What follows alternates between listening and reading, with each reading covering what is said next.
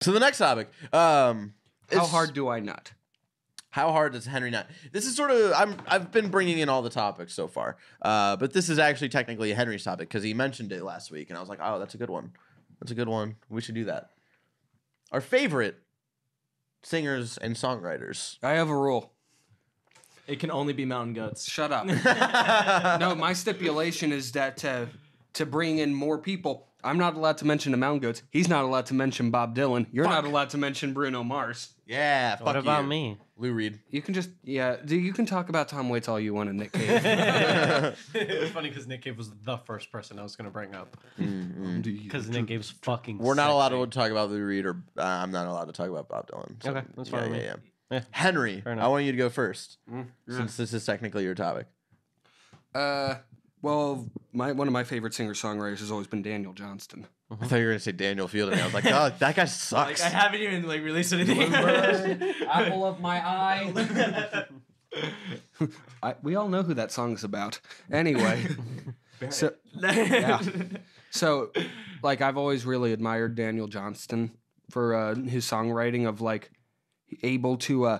The thing is that because of his schizophrenia, bipolar disorder, his mental issues, he's allowed to he can touch on topics far more bluntly and openly than most singer-songwriters do, because a lot of singer-songwriters are like, oh, I have to make this sound pretty somehow. Yeah, and I have to use a shit ton of metaphors and shit to get my point across. Meanwhile, Daniel Johnston just goes straight into it, and it makes his songs way more powerful. You don't get the sense of from him, it's less my songs are gonna fix your problems kind of shit. Yeah. It's just very blunt. Yeah. And real. Does someone say blunt? Yeah. But I've always admired him a lot. You guys got any? So for singers, If you want to, you can look through your phones and find some. yeah, that's what I've been doing, and I just wanted to say this general thing for singers because I was thinking about this the other day. I like a lot of singers who suck at singing. Sure. Like Celine Dion in space. And I was thinking about it is it's because they're objectively terrible, but they have an interesting voice. Yeah. Like Tom DeLonge, not that great of a singer, but he's got sucks. Yeah, it just sucks. and just sucks. But in the height of Blink-182, right? He had sort of this unique sort of voice to him that made people sort of listen. That's the thing. I'm gonna say Bob Dylan just for a second because that's the thing with Bob Dylan. He's a fucking awful singer, Especially now. And do not feel. Yeah. Am all down to me. But there's something unique about it that make people listen. Yeah. That are just what the fuck are you singing about? Yeah. And Brian from the Front Bottoms is Brian from That's Lincoln. what I was gonna say. I was like, dude, we're on the same wavelength. Yeah. Greatest songwriter of all time, William Shatner. I was watching Star Trek: The Next Generation last night. Get a girlfriend. I do. She's gone. Then get it.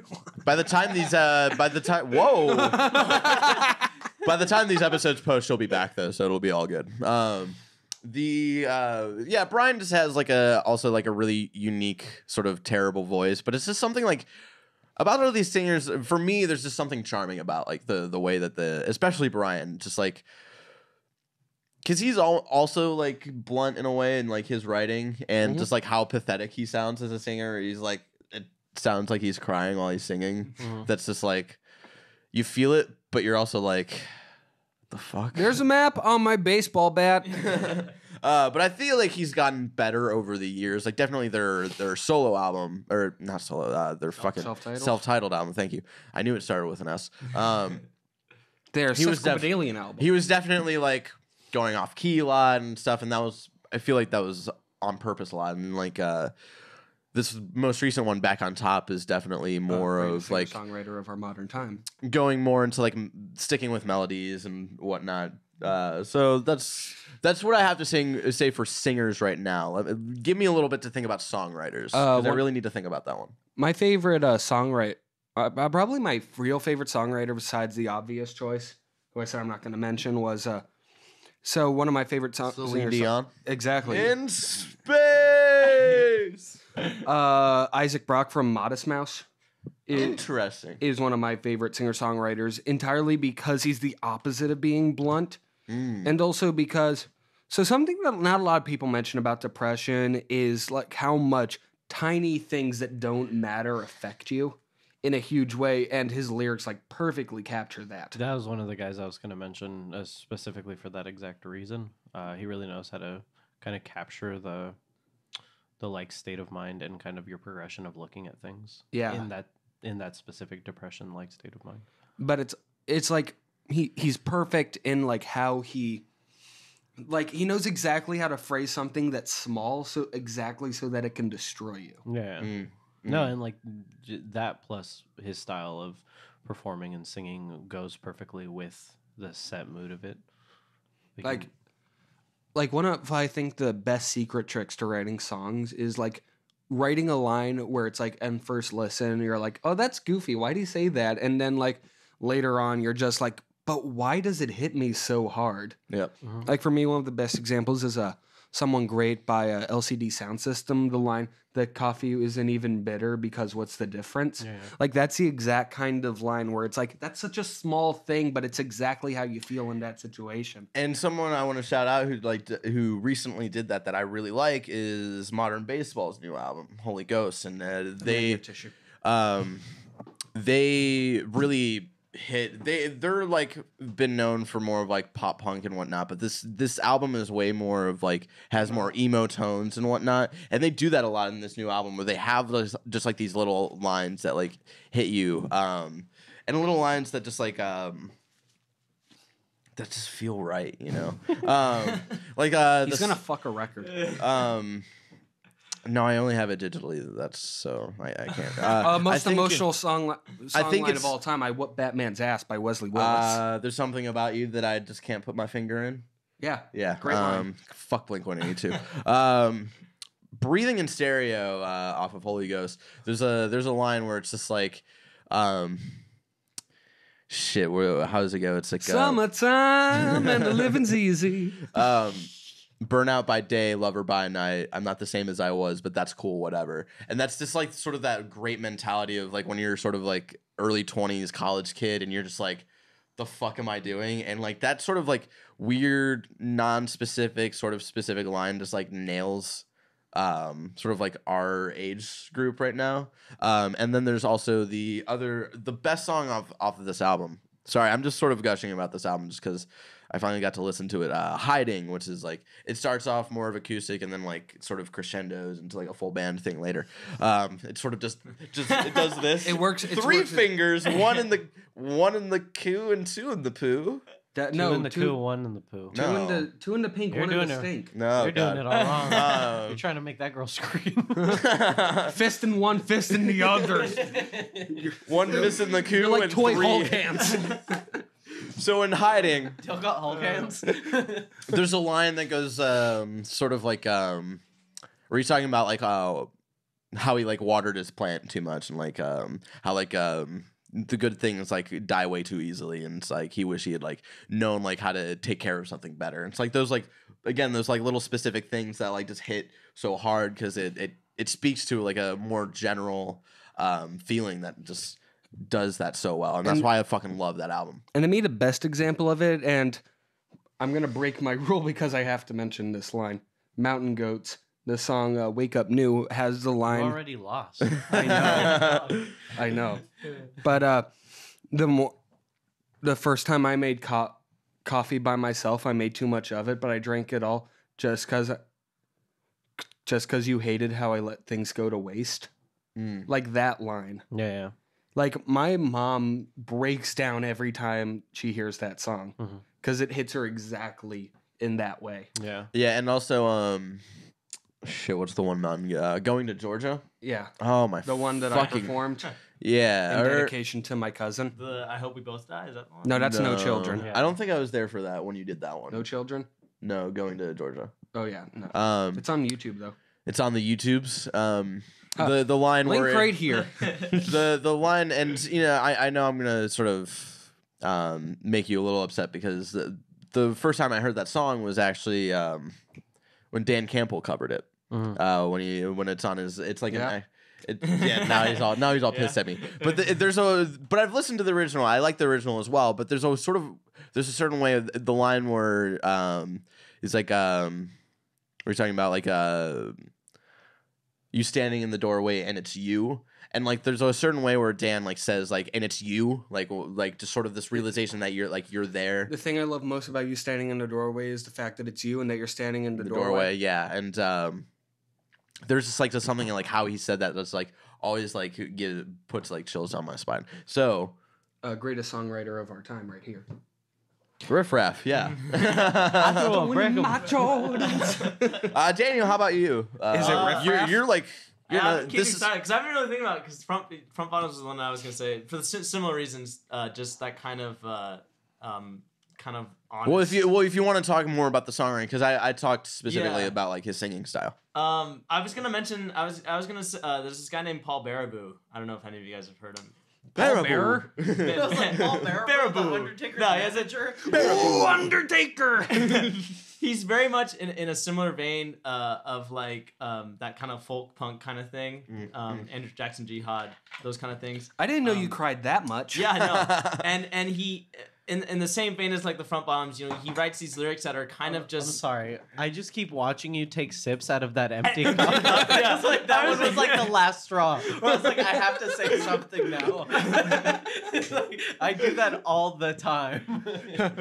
The song lyric that hits you hardest. Go on, I'm sorry.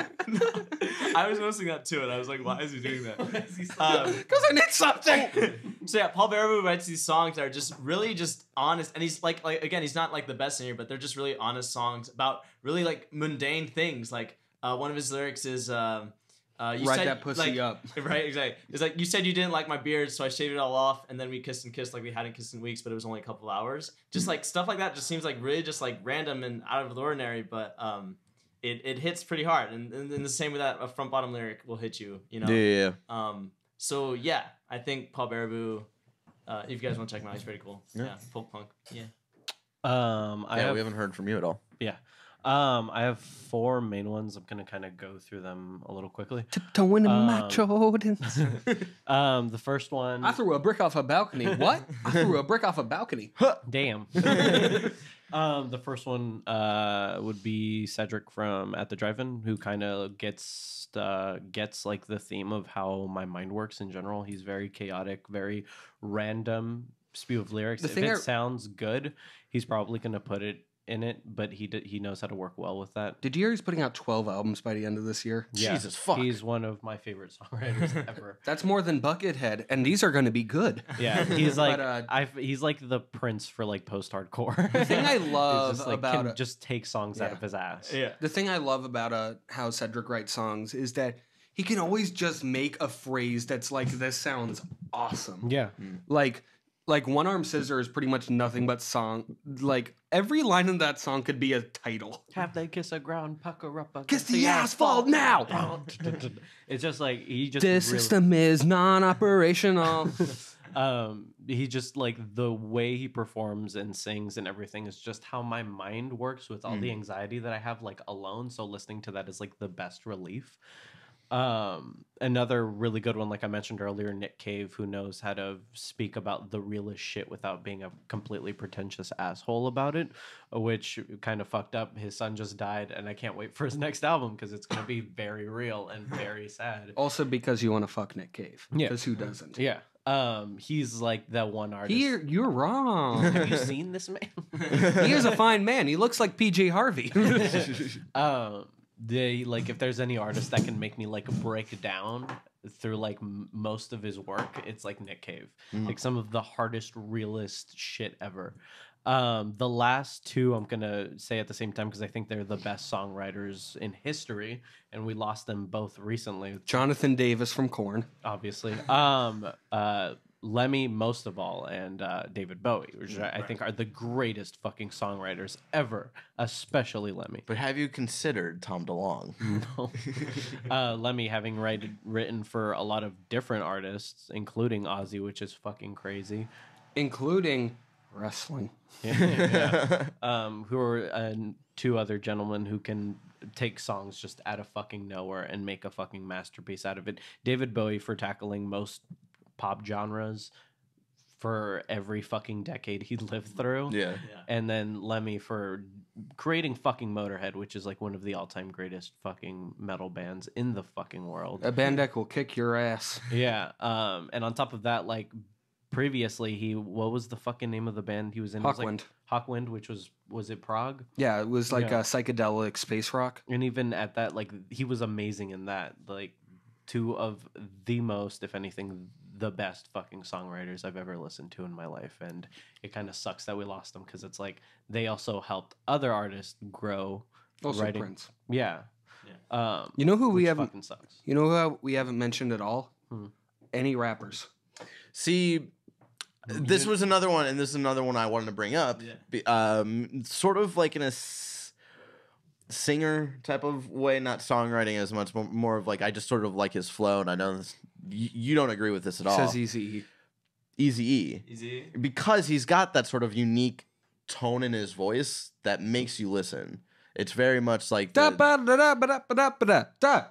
he's got sort of like this sort of scratchy voice, and it's just like, the fuck is this dude doing rapping and stuff? But it's just like it's something that like made me listen to it. It was like the sort of like the way his voice works and a little bit of his flow. I like his flow isn't like fucking standoutish. The best verse he's ever had was Everything Ice Cube wrote for him.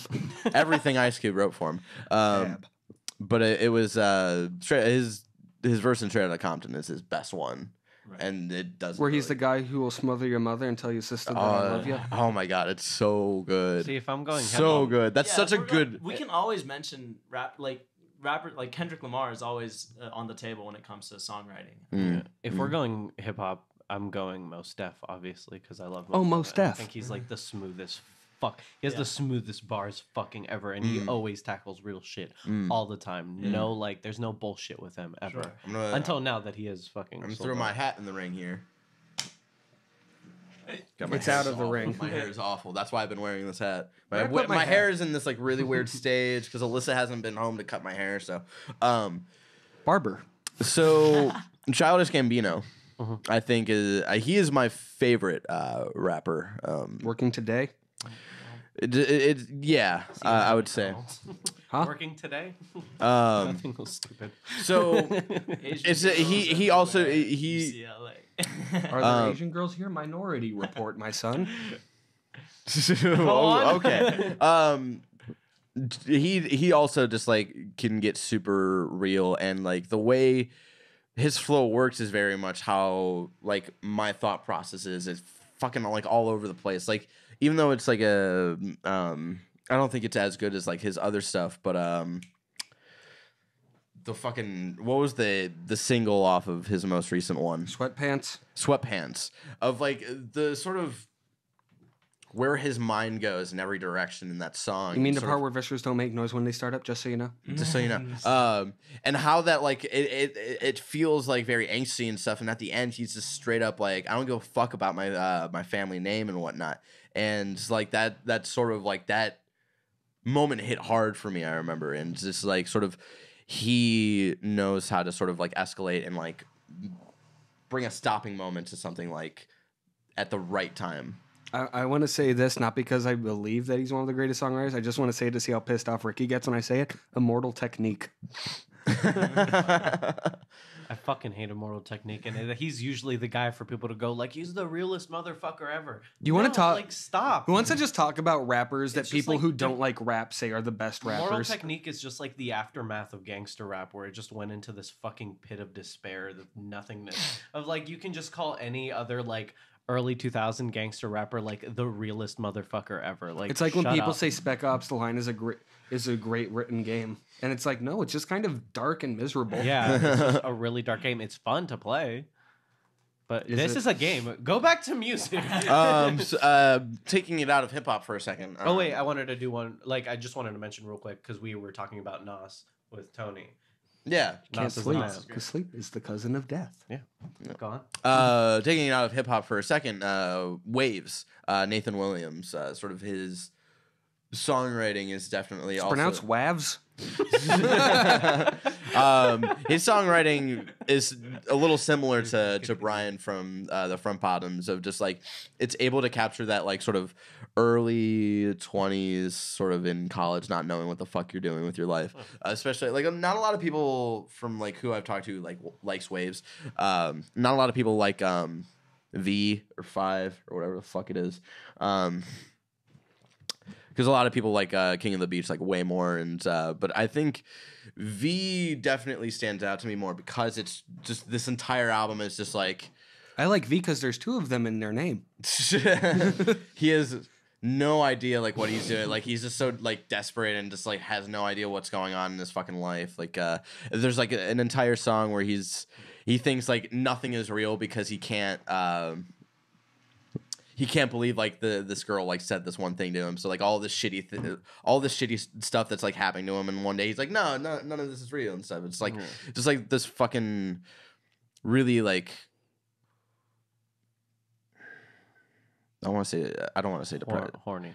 No, it's just it's emotionally hard. It's like emotionally resonant to myself, yeah, just yeah. because I'm in that like right mind space of like just not knowing what the fuck my life is about and whatnot. And so I just wanted to throw Nathan Williams in that ring as well. I have 2 more. One to kind of go back to like shout out to middle school and high school me, Gerard Way. I was really Being, hoping like, you'd say Power Man 5000. Thank you. One of like one of my favorite songwriters. I was talking about this. Not him, but everybody but the drummer in that. In the several drummers. in that Yeah. band. My Great store musicians. manager loves MCR.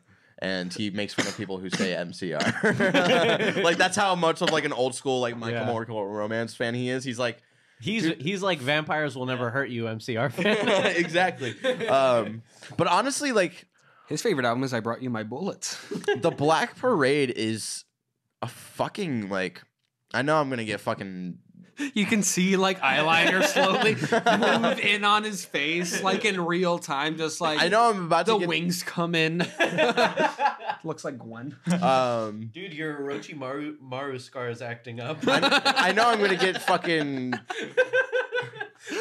made fun of Real by life. Henry here, but like honestly, the Black Parade is almost like a masterpiece when it comes to like that genre of music. I fucking love that album. It's so I always fucking will. great, and that's the thing is like I remember when that album came out, a lot of people were like, this band like they were trying to hate on that album so much just because it was My Chemical Romance. They're like, they're not good enough to make this kind of album. It's like, yeah, they are. They just fucking did. They just fucking made that album. Well, like, why can't you And then they went to Danger Days, and Danger Days sort of sucked. But the Black Parade. No. No.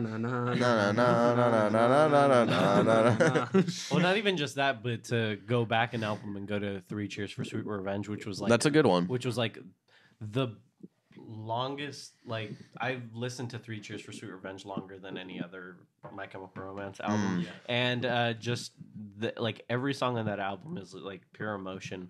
And Ghost of You is like still like if there's any song that's gonna make me cry more than anything, it's gonna be that fucking song. It's so depressing. So But the reason I like the Black Parade is, I think is the best. Oh yeah, no, of course, Without question, Of because course. they're able, because you know there's a lot of anger in 3 Cheers, and you know they have like the Ghost of You and stuff, and I think there's another song where they sort of like slow down and Like Black they're Parade's not still like super depressing, but the it's Black Parade is able to hit like different genres at one point, you know, like 3 Cheers for Sweet Revenge is just like depressing all the way through. like Cancer, and like the transition from Cancer into Mama is Mama's just such a good song. so fucking awesome. My favorite song And then- on that album is House of Wolves, though. House That's of the Wolves, best one. that makes sense, It's but like so good. Way back. but also like Way throwback. Yeah. Disenchanted is the most like Like I'm sitting here like, dude, like I'm sitting here like My Chemical Romance was like on its way down when I was in middle school. Like, with the exception of Danger Days, I think like Disenchanted is like the most My Chemical Romance song, and it's on the Black Parade, and I think it's one of their best written songs, where it's just like it's right before Famous Last Words, and sort of like this like acoustic sort of guitars and whatnot, and it's just it's so fucking good. That entire album is just 10 out of 10. Forgot the fucking second one I was gonna say because we went on My Chemical Romance for so long. Well, because I'm glad that you said because you said Going that. back to middle school. Because also Gerard Way, his solo album is good. It's not like Black Parade fucking craziness, but it's still like he brought sort of like that 80s pop vibe back. That was and he nailed it. And did What, it better than artist- fucking Brandon Flowers' solo album. Yeah, What- fuck Brandon Flowers. What artist were you talking about before I had brought up MCR? Waves. Waves. I had a connection with Waves. Are we I still believe. Wait. recording? Okay. Wait, I think for me one of the tightest songwriters and just like how easily, Tight butthole. how quickly just like turn a phrase. Elvis Costello. Oh, okay. Because like when you listen like Elvis Costello's line, especially his early stuff, and like how like genuinely angry he can sound. Yeah. Like that is like the perfect music for like when you're the angry young man, as Billy Joel put it. Wonder Woman with your hands so Oh, the other one I want to talk about. I want to sort of or I have like a couple like last minute like ones I just want to shout out there. Maybe just one. Just one. Shouts out Fall of for Troy s- jumps out a window. For singers of like how I like their voice, fucking amazing singers, and they're fucking underappreciated. I don't understand. Like Pete Wentz. 4 Years Strong, those guys are fucking. They've got fucking lungs, man. Holy shit. Why'd I shout Pete Wentz? Yeah, I don't know. Pete once he All music is bad. and then also The Hotelier. Just that Home Like No Place Is There is such a well written album of shit. I don't know if I have the entire album on my phone, but the one song, it's their best song without a doubt, is Housebroken. And it's like this whole the entire song is this sort of metaphor about like it sounds like he's talking about this dog who, you know, has been trying to you know, who's been fucked over by their owner and stuff and whatnot. But really it's like about this person who's like, You know, stuff. staying with their family, and they come from like a really abusive home, and sort of like his reflection on that and like his own life, and it's just so well done. I remember at one point they're like they said that they weren't going to perform that song live anymore just because of how fucking emotional people get in that fucking like crowd when they play that song. It's like how Korn never plays Daddy. It's how Blink-182 never plays Adam's song. Man Overboard. The last one I was Or going to Man mention before I forget again. Before I forget it!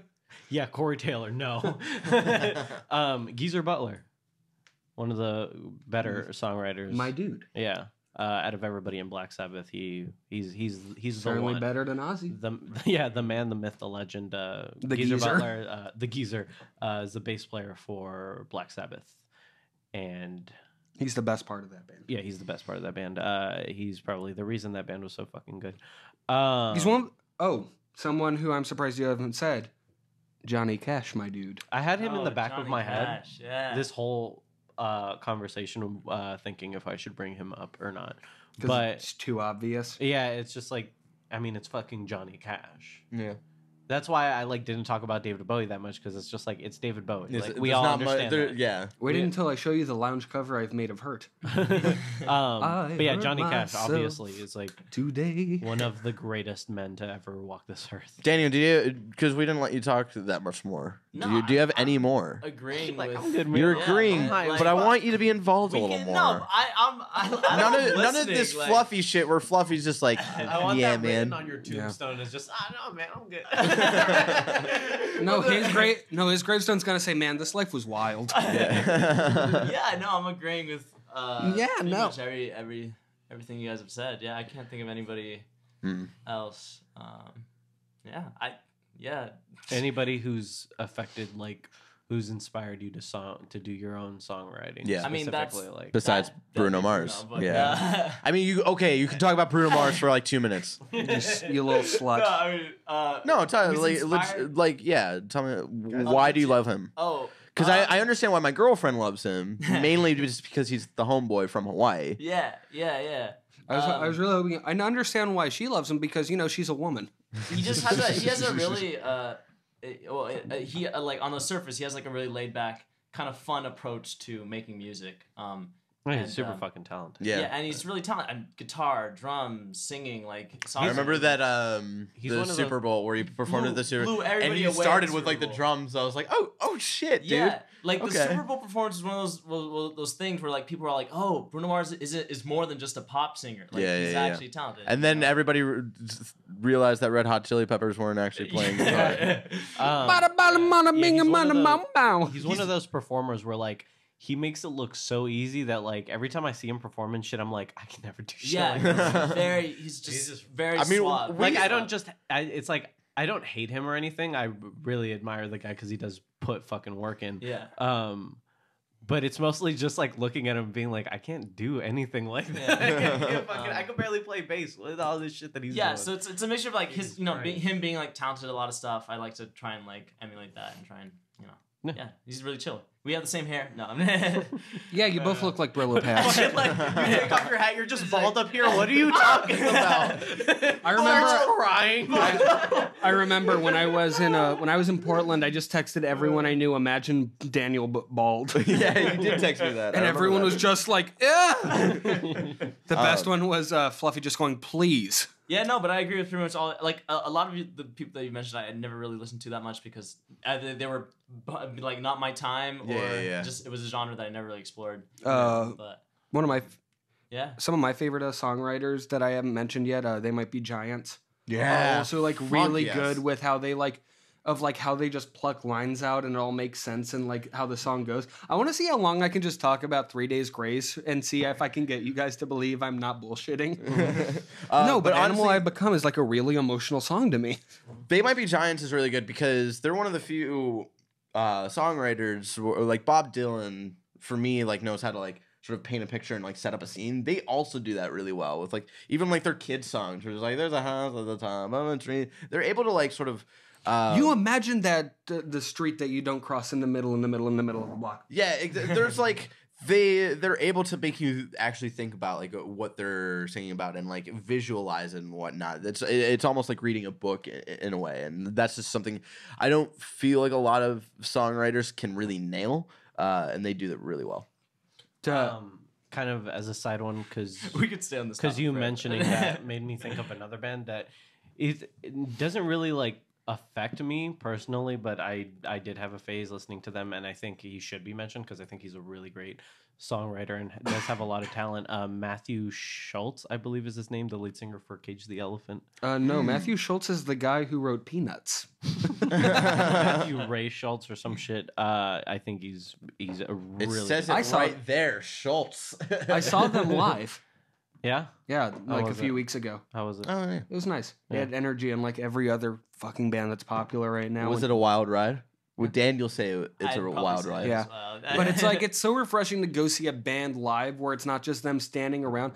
I've always wanted to just go on a rant about how much I hate like modern indie rock and neo psychedelia. Mhm. I've gone on this rant with Tony about how just like I hate how every band right now is trying super hard to sound like Tame Impala and the Beatles. That's why I get so excited every time Cedric does a new fucking project with Omar. Cedric Omar Diggory from the first Harry Potter? and the Omar first- Vizquel. the first songwriter I mentioned from At the Drive-In. Mars Wh- Volta. Yeah, and they did Mars Volta. Now they're doing Adamasque, I believe is their name. But like they do all They're these, Latin. they do all these projects, and every time they go into a genre, Are they just the fucking, band like- that did Tequila? Tequila. Yeah, they're that old. Imagine Mars Volta covering Tequila. It sounds like a lot of acid. But every time they tackle like a I new can't genre, do those they high just notes.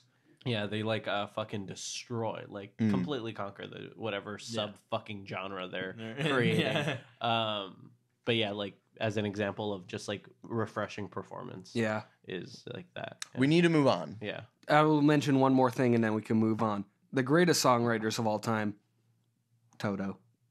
dun, dun, Dun, dun, dun, dun, dun, dun, dun, dun, dun, dun, dun, dun, dun, dun, dun, dun, dun. God, we've been copyright striked like 20 times. It's gonna They're like- take a lot to take me They're like, that's not how the away intro from goes. These are all covers. They can't copyright. The one I'll throw in because I know if she was here, she would say this. Alyssa would say Mute Math, and I do No, appreciate. Alyssa would say, "I see the rains down in Africa." Say Smash Mouth. Mute Math, and we went to go see them live, and they're really Yeah, they really did their talented. arithmetic really quietly. They were really talented, and there's something like, they had their whole gimmick about like 10 years ago where they learned how to play like their hit single backwards, and they would like record it and then like play it like the other way, and it would show like them playing the actual song. So they're also really talented, and that lead singer he's really good. Like he has a really nice voice. So I just wanted to throw that in as well. It's because I know if she's watching this topic at any point, she's gonna scream in her head, Mute Math. No, she doesn't watch anything. Meanwhile, I'm a singer and my singing voice sucks. Don't I like give your me singing Lane voice. Staley. Huh? Said not everybody.